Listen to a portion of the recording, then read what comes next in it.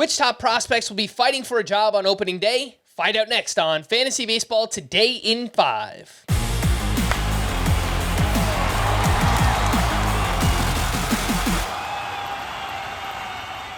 Welcome into FBT in 5 on Monday, January 15th. I am Frank Stanfield, joined by Scott White, who just released his top 100 prospects. You can find them on the site at cbssports.com/fantasy/baseball. And we will start with your number one overall prospect. That is Jackson Holliday, shortstop with the Baltimore Orioles, the number one overall pick in 2022, the son of former major leaguer Matt Holliday.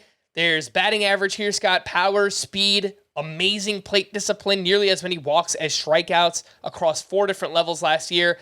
And given the Orioles roster construction right now, if they want Holliday to be their starting shortstop, he will be.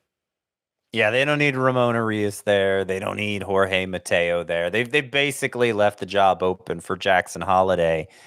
And I should point out for all 4 of these players, the incentives with the new CBA a couple of years ago, they really are for teams to promote their top prospects on opening day. Like if they think they're going to be up in the first half of the season, just bring them up opening day, because if a prospect is on his team's roster for his entire rookie season and then goes on to place high enough in awards voting for the first several years of his career, then teams get they get draft picks, they get draft pool money based on that. So we've seen that, Jordan Walker, Anthony Volpe last year, Gunnar Henderson, Corbin Carroll. We're seeing it more and more, and I think we're going to see it with Jackson Holliday, who is only going to be 20.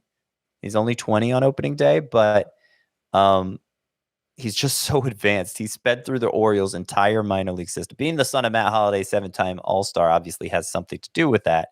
And it's not just that Holliday was a great player. He's like a hitting guru now. Like players in the majors go to him to help them fix their swings. So that's who Jackson Holliday's dad is. He walked 101 times in the minors last year. The power's still developing as young as he is, but it's expected to be pretty good. And, he's going to be a great hitter. I kind of see him as having the upside of Corey Seager, maybe not quite that much power, but pretty close, while also being able to steal some bases. I might have said Jackson Chourio before. I did mean Jackson Holliday. Again, we were talking about with the Baltimore Orioles, the ADP over the past month, 210.7 as the 21st shortstop off the board. And if he starts crushing home runs in spring training, there's no way that's going to remain. We're talking about, someone that could be going inside the top 150 picks once we get to March. Now let's talk about Jackson Chourio, who is an outfield prospect with the Milwaukee Brewers. He is your number 2 overall prospect, Scott. And this offseason, Chourio signed the largest extension for a player yet to debut, 8 years, $82 million, coming off a season as a 19-year-old where he hit 282, 22 homers, 44 steals. Of all the names we're going to talk about, Scott, this one might be the most likely to be up on opening day. Yeah, because of that contract he signed, it takes the service time manipulation aspect out of it. There's no gain for the Brewers to do that with Chourio, and that used to be the decider and when prospects were called up prior to those CBA incentives, new CBA incentives that I outlined with Jackson Holliday. Yeah, with Jackson Chourio, of the 4 prospects we're talking about here, he maybe stands the best chance of being like a perennial first rounder in fantasy because he has that 30 homer, 50 steal season, 50 steal upside that we see from players like Julio Rodriguez. Chourio isn't quite as advanced as Jackson Holliday, but he did make huge strides with his strikeout rate last year. It was 26.9% in 2022 in the lower minors. Got to the upper minors last year, 17.8%. And 22 homers, 44 steals. Brewers obviously think he's ready, and they've left a spot for open for him, just like the Orioles have for Jackson Holliday. All right, let's stay in the outfield, Scott, and move over to Wyatt Langford, who is your number 3 overall prospect, outfielder with the Texas Rangers, who just won the World Series. The rich are about to get richer. Wyatt Langford was the number 4 overall pick in last year's draft. He did turn 22 years old in the offseason.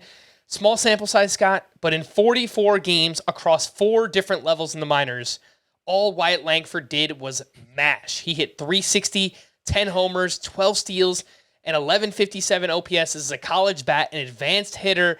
And like the other 2 teams that we mentioned, the Texas Rangers, it looks like they do have an opening at their DH spot. So again, if they want Wyatt Langford up and he performs in spring training, there's a very real chance he will be there on opening day. Yeah, it's not quite as obvious that that's the plan, but it's very much in the discussion for the Rangers, and I think the only things that could prevent it is just okay. He hasn't gotten enough minor league experience yet. Just 2 months worth. Yeah, he went through the whole system in 2 months, but it wasn't very long. So just give him a little more seasoning. And defensively, Wyatt Langford may not be up to snuff, but what he did as a hitter in those 2 months is just it's almost too good to be true. It honestly kind of reminds me of the way Juan Soto rocketed through the national system with just ridiculous numbers, more walks than strikeouts. Wyatt Langford was doing the same thing, and it's hard to find a flaw in his game based on what we see so far. Average power, incredible plate discipline, can run. Yeah, Wyatt Langford looks like the real deal.